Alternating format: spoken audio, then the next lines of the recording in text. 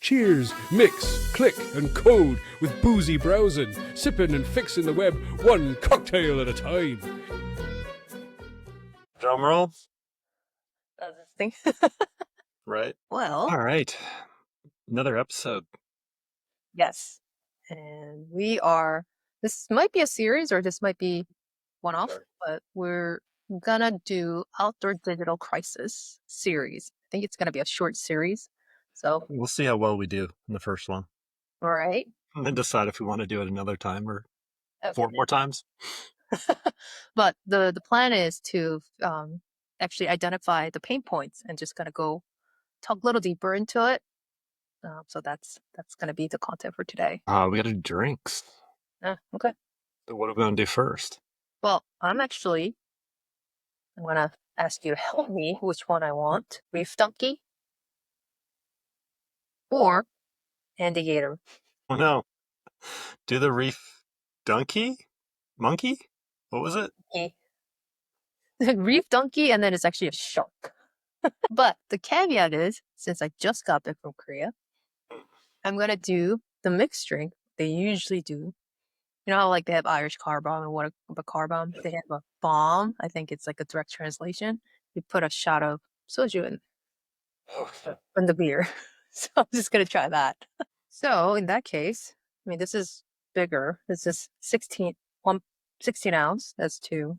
How is this? 12? A regular can, yeah. Oh, I'm gonna go with the Reef Donkey because this one's 8% alcohol. I don't want to It's already confuse 8%. you. I'm already mixing with the other thing. Yeah. So that's my mixed drink, and I'm gonna mix it while you introduce yours. All right. Well, I don't have I didn't bring the bottle in. So it's called, let me get this correct, all of it correct. Old Granddad. So I'm drinking it on some What ice. is it? Is it whiskey? So it's a bourbon Oh. whiskey. It would be considered bottom shelf, literally, I guess, because it was on the bottom shelf. I got introduced to some YouTube video, and they're like going through a bunch of like, oh, you should never buy this because it's super expensive and it's just kind of crap type of thing. And then they flipped it also and went to like all the ones that are like branded, like they're mid or bottom shelf, but there's a high likelihood that the whiskey is actually used in the up-branded like other ones, and this one's really good. So I tried it one time. It's like a $30 bottle of whiskey, which is not that expensive at all. It's considered a high rye. It's got 27% rye. It's Kentucky bourbon, and it says that it pays homage to Basil Hayden. So Basil Hayden is it's a more expensively marketed whiskey, bourbon, like those types of things. So it's likely the same whiskey that's in those, and it's really good, especially for a $30 bottle. It's really, really. While you're explaining all this, I was mixing it. I mean, I don't know how to do it. Like they have all this weird tricks of mixing all those things. I'm just gonna do the light tricks. I'm just gonna shake it. They literally go crazy. I'll send you the video. Like they go back and forth and just like doing this weird trick to mix it. But I don't want to make a mess in here. The 114 is the proof, the 114 in the name. So I did put it on ice a while ago. I was hoping it would melt a little more. It's got a kick. So what's a 114? It's a temperature? So proof. So that's 57% alcohol. So you're doing 8%. I'm doing 57%. It's 5.5, but I mixed it with, what is this? Mine's also a 1 ounce, 1.5 ounces in water. So I mixed it with the 21% alcohol. well done. So again, we'll see if this is a series or if we can't even understand ourselves by the typical Boozy Browsing. Yeah. So the title, at least the title that we wrote down, is The Platform Trap. Why e-commerce platform is about to betray you. Why your e-commerce platform is about to betray you. Yes. Who wouldn't want to hear about that when they probably already paid their bill for the year? Yeah. Especially, I think this was I don't know, how big was this topic? Like, it's been talked about, especially for the people who are on Shopify. We're going to talk about that first. So. Right. I think all the SaaS platforms outside of e-commerce, inside of e-commerce, they're all kind of trying. I don't know if they're losing money. I don't know any of the internals, right? But there's either trying to make more money or they're losing money and they need to account for that. So with layoffs or increasing prices, that's kind of the way you can do things. Unfortunately, most of them aren't really adding features to then also increase cost. So we could talk about that. Yeah. I mean, this specifically, I think one of the big thing was the Shopify Plus jacked up their price pretty much. Yeah. So the floor pricing for 2026 is the $2,300 per month, whereas before it was up from like about 2,000 a month. But that's also, you only get that discount if you lock in for 3 years. Yes. So you have to lock in, and this is just the base price because you have to add all these other things for your, Right. Based for Shopify Plus. They do have, I mean, as most people know, Shopify has really inexpensive plans too. But if you're doing any type of customization on your checkout, you end up on the plus side. Right. And then like on top of this baseline, you have this transaction fee, app ecosystem cost, like if you're using Klaviyo. Am I pronouncing that right? Klaviyo, or like those or yeah, Klaviyo, Yodo, whatever, to blend in all your revenue, share, kick in, all these things. Yep. I think it's like I was looking at the actual stats, and it was like it's easily landing 6,000 to 10,000 a month all in. Yeah. And that's a month.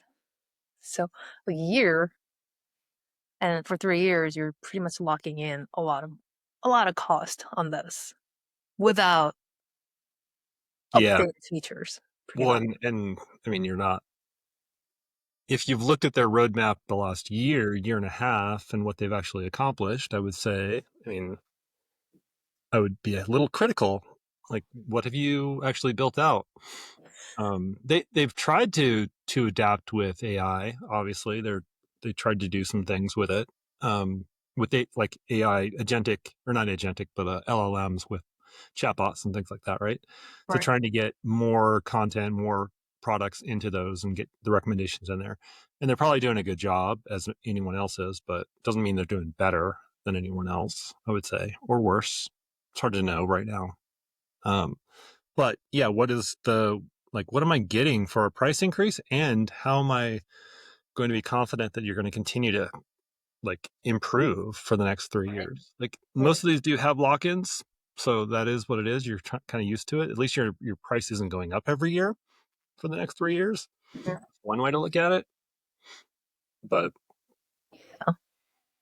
I'm curious, like, if you decide to replatform to a different one during that 3 years, I wonder if that's these are contracts. These are real contracts where you may not be paying the whole thing up front. You're obviously probably paying quarterly or something, some type of invoice, but you're locked in to pay the full amount legally.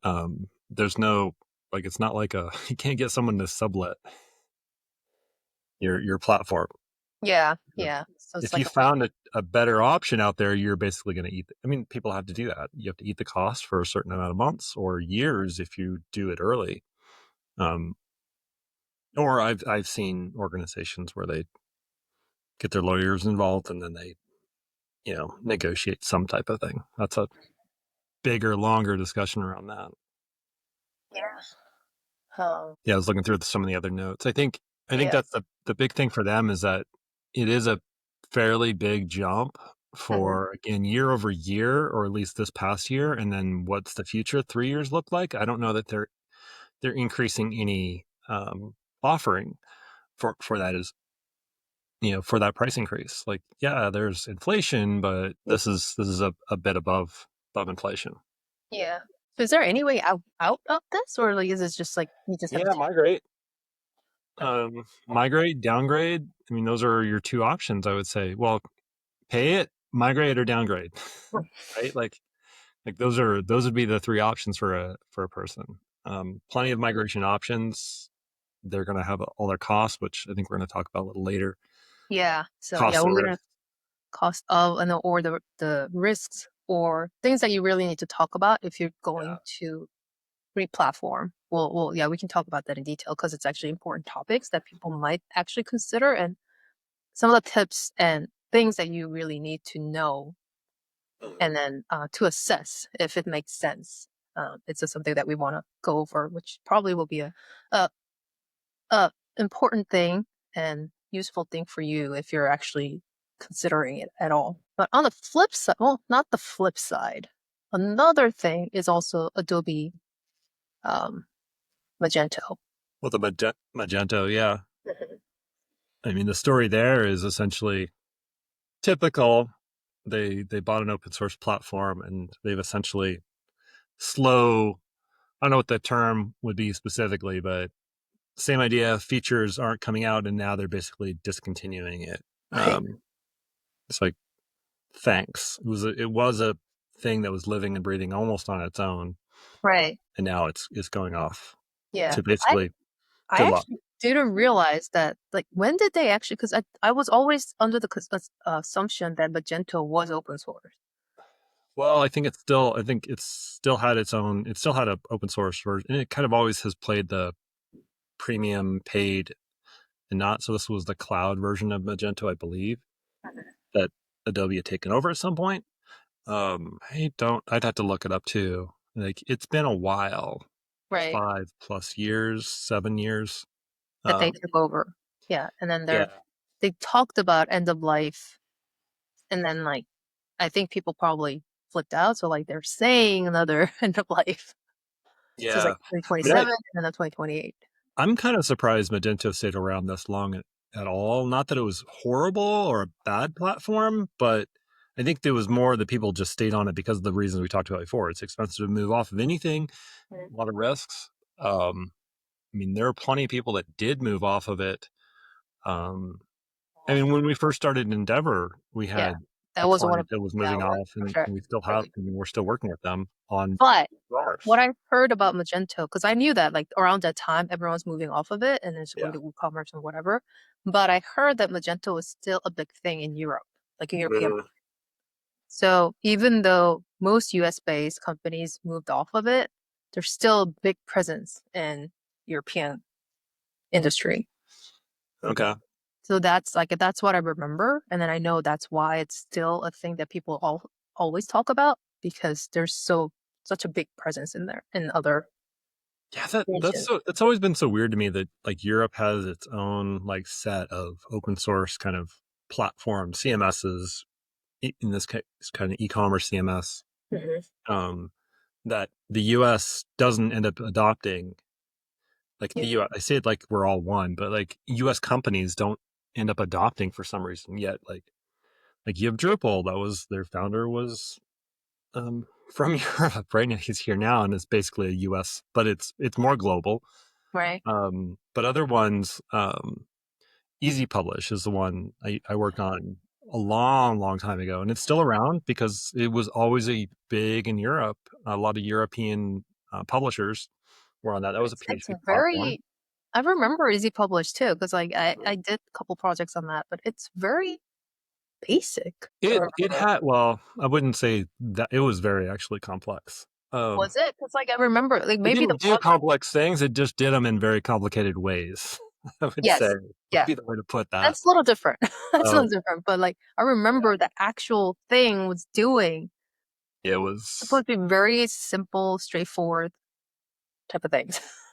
yeah. I mean, I had been in CMS development for probably, I would say probably 13 or 14 years at that point when I started using Easy Publish. Maybe I'm guessing on years.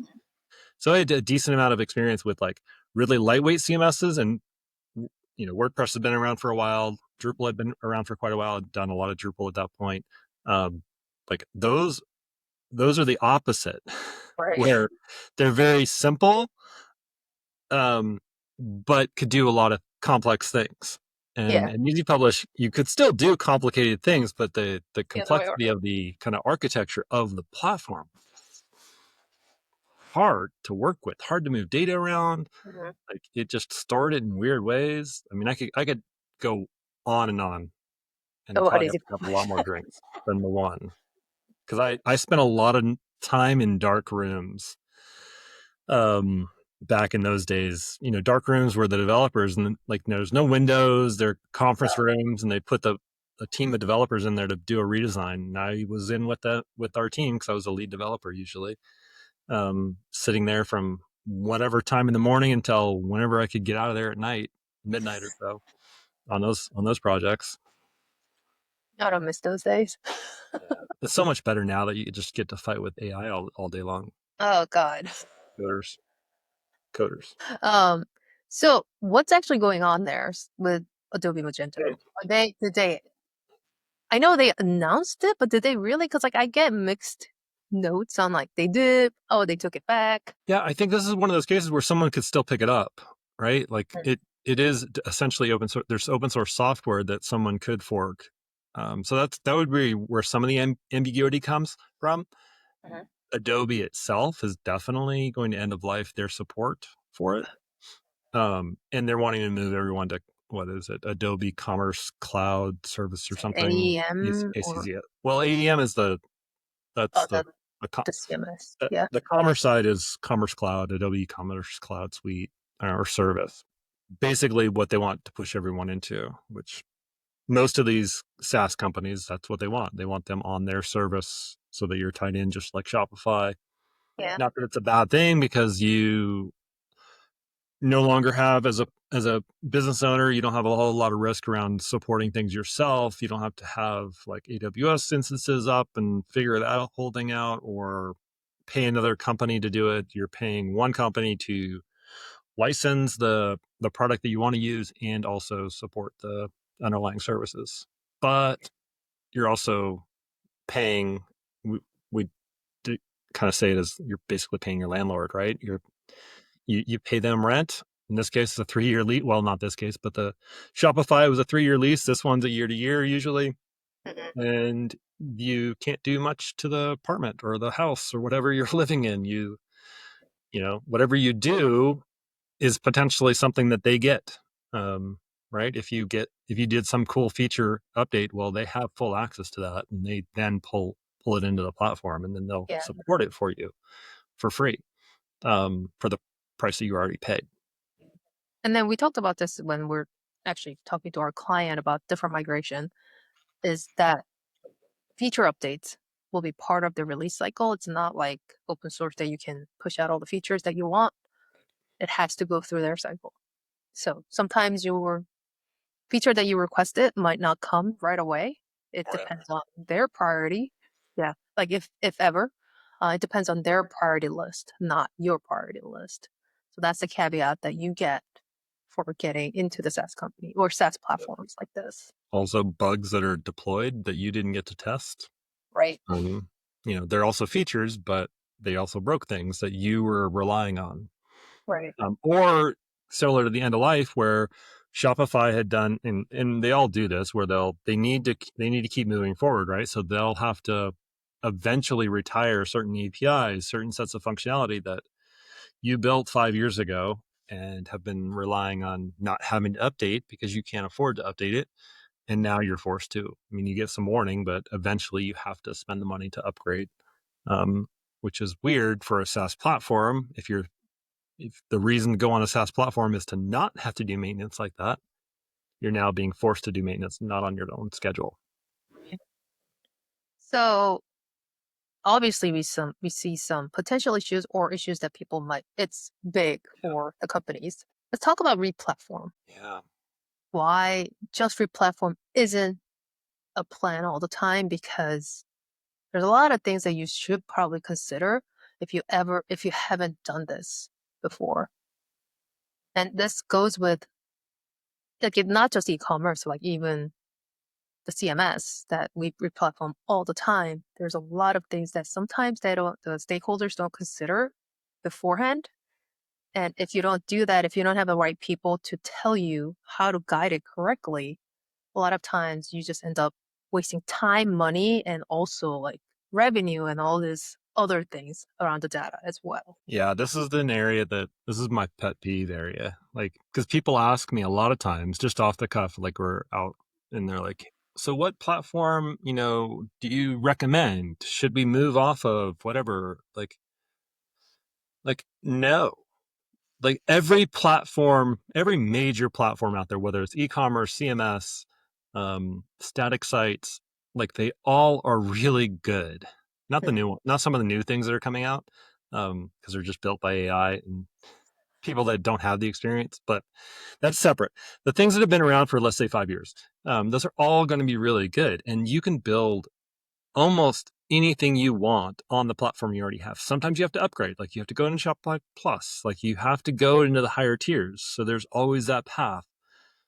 But the majority of the reasons that people want to do a replatform is because it was built poorly. Almost always. It was always built poorly or built on top of poorly. And now they're like, well, we can't edit our content the way we want to. We can't edit content, let's say. It's like we have to have a developer edit, the most of the text of our site. It's like, that's not the CMS or e-commerce platform's fault. Like they all can be built so you can edit everything if you want to. Like it's at a certain point, there's a balance. Like you don't want to have to change your copyright every year if you're one of those types of sites. There are ways of hard coding that and hard code it in a way that it changes on January 1st.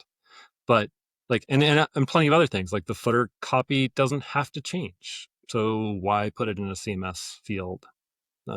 But most of the time when people are talking about replatform is because the platform was custom built poorly, I would say. But when you do replatform, like we were talking about, like the risks are not just that, I'm going to have to pay for this overlap, right? Because there will be an overlap. It's actual, you're going to be paying for outage times. They talked about SEO. You're going to have a hit on SEO, GEO, for a given time during any migration. Yeah, let's talk about that actually. What are the things that people who are considering replatforming to really consider?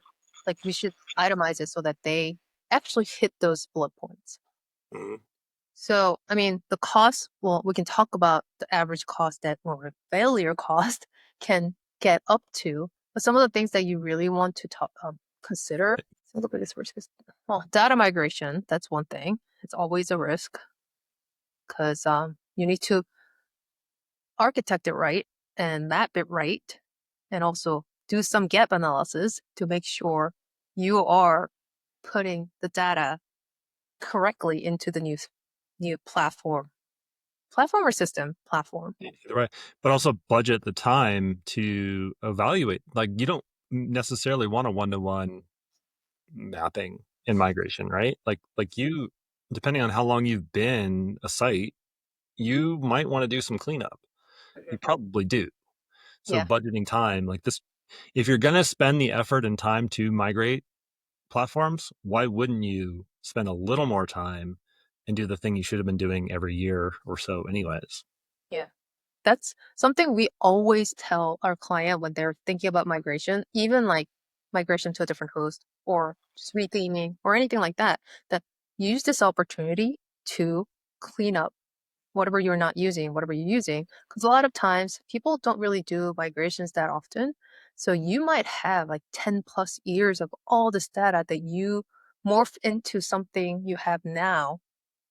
And chances are there's a lot of things that you don't use or you don't really do anymore. And not just for the e-commerce, but any migration, you should think about cleaning the house pretty much. And also, I think you talked about the SEO impact. This is more on actual host migration happened, but anything that you should consider beforehand or anything to prepare for?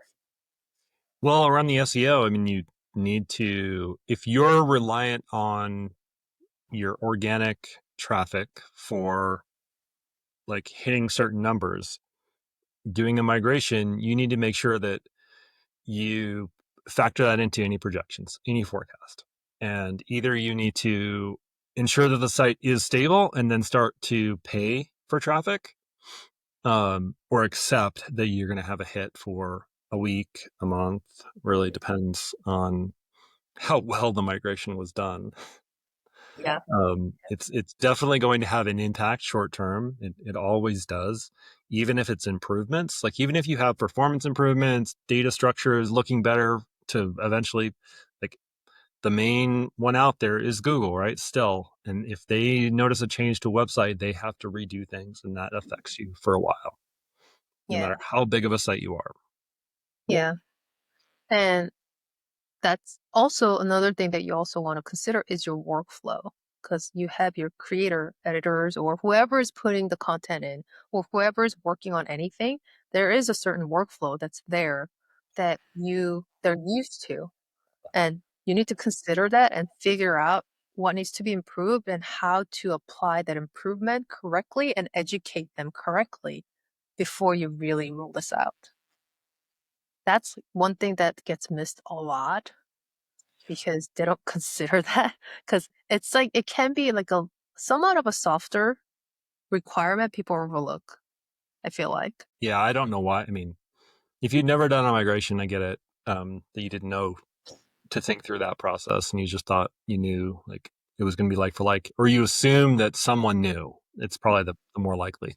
The reality is if you're in any way in charge of it, you need to be asking questions around like who reviewed this with the editorial or creative team, like who's the people that are actually using the system, like not just product owners of the front end site, but the people that actually create the site if you're big enough to do that. On the social team, did they have tie-ins to content that they or fields that they need to make sure that are going to be continuing to be used? Maybe they don't, and they can get rid of them. Right. And then also who's going to check it? Like it goes back to there's user acceptance testing, which is all internal and external, and then there's QA of that to make sure it's all functional. But make sure you go through that process of reviewing and interviewing people internally. Yeah. So I think the big three, like there's a lot of other things that needs to be done, but like high level, three things that you really want to consider in migration that if you want to at least get the architecture of doing it right is data migration, like things making sure your data is moving to the direction that you want it and we're cleaned up. And I think workflow we just talked about, and also the features are also getting ported over or improved based on your requirement. And this is also the chance to figure out the features that you have is doing a good job for you, or you want to improve it at one to a certain degree. Anything else that's like a big thing that they should consider in migration? I would say not like if you've already committed and you're already doing the migration. There are plenty of things to consider when you're looking at a migration or deciding if you want to do a migration. Around again, have I looked at my current system? Can I fix my current system? What is my, because that involves like the audit of that involves, even if you don't stay with it, that's very valuable information to then look at what other systems provide. Because if there's something that you really wanted and this system doesn't do it, like I was saying before, pretty high likelihood that other systems don't either or don't do it well, even if Yeah. they say they do. And you might be having to build it in this SaaS platform that you've been promised that'll do everything for you. Yeah. Yeah. And this is actually migration or replatforming was one of the things that I was just about to write an article on, and probably like it's fresh in my mind that we can probably do a separate spin-off episode on it without naming names, like a bigger migration that happened and what went wrong and what could have been done better to not waste money. Because if you really look at it, it's like I think it was a smaller replatforming for the mid-market. I think the stat we had, an example, I think it was as well, was like 150K to 500K in direct project costs for migration. But in reality, with all the things that went wrong with SEO and dropping the traffic and then things not really working well, workflow not matching what they wanted to do, it ended up really the cost was 300K to 1.25 million. And that's a realistic thing, especially if you are in a bigger site that you have a bigger revenue. Things that you don't count for that really impacts you can get really high. So again, even if you do pick the right platform, So what do we talk about? So Shopify Plus and Magento going out. So like things that are SaaS that you're on, it was easy entry in, but now that you're deep into it and you made some money and now you want to consider, now that your contract's over, you're renewing it, you need to consider spending more, well, the cost more, and pay for it for probably the parity of the features that it hasn't really improved. Or if you want, do you want to consider replatforming? But some of the risks that you want to consider if you're deciding on replatforming. I think that's the gist of what we just talked about, right?